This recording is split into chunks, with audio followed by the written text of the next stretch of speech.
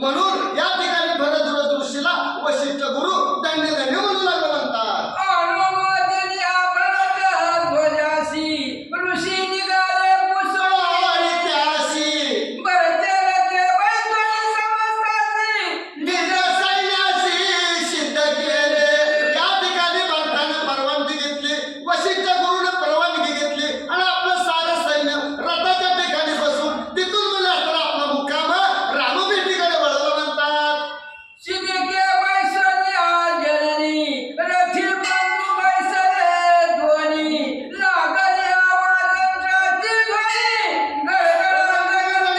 निघाले.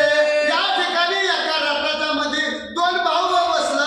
आपल्या आया या ठिकाणी एका रथात बसल्या. या ठिकाणी म्हणजे रथ गडगड गर्जना करत रथ म्हणजे राम भेटीला चाललेला आहे.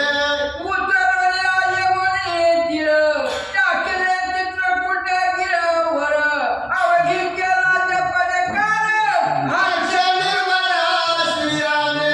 पुढे या ठिकाणी रथ चालत गेला.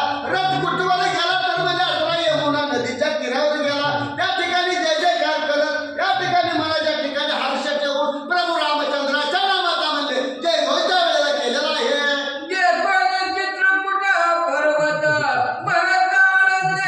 वाचत